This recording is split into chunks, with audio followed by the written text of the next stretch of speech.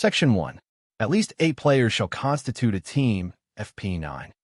No team shall start a game with less than 8 players, and except for the pitcher and catcher, the team in the field may be stationed at any desirable point on fair ground. Section 2. A substitute may replace a player whose name appears in his or her team's batting order, but such a relieved player shall not thereafter participate in the game, except as a coach or manager. A violation of this rule results in the use of an ineligible player. Upon discovery of the violation, the game shall be declared a forfeit. Note: an ejected player shall not thereafter participate in the game in any capacity. Section 3. Manager may have another player run for a base runner. A manager can use a courtesy runner for any base runner in an inning, no approval required. A courtesy runner may only be used after base runners have reached their bases and the play is dead. B. There is no limit to the number of courtesy runners allowed in an inning. However, a player may be a courtesy runner only once per inning. C. The manager may select any player to be the courtesy runner, provided that A. Said player is not currently a base runner. B. Said player is not the current batter. C. Said player has not already been a courtesy runner in the current inning. D.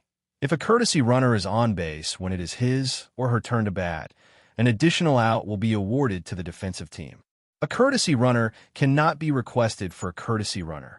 The courtesy runner is allowed to remain on base unless there are 3 outs, and the correct batter is now the player whose name follows that of the batter called out. Section 3. Part 2. Manager may have another player run for a base runner. E.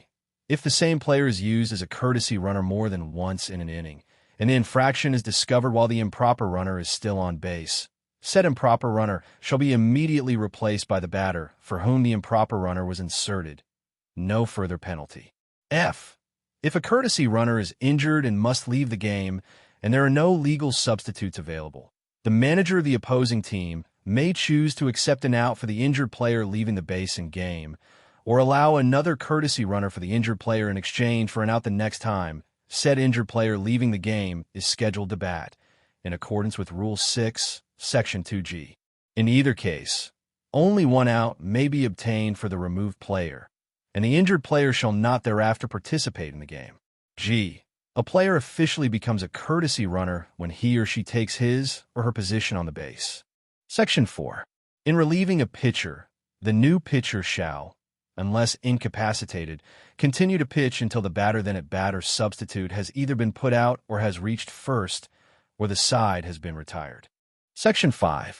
On substitutions, whether for the batter, base runner, or fielder, the manager making such changes must immediately notify the umpire, who shall call timeout and announce the same to spectators, players, and scorekeepers. If through oversight such announcement is not made, the substitute shall not be called out. Section 6. Substitute players will be considered in the game under the following conditions. A. If a pitcher, when he or she takes his or her place on the pitcher's plate. B. If a batter, when he or she takes his or her place in the batter's box. C. If a fielder, when he or she takes the place of the fielder substituted for and play is resumed. D.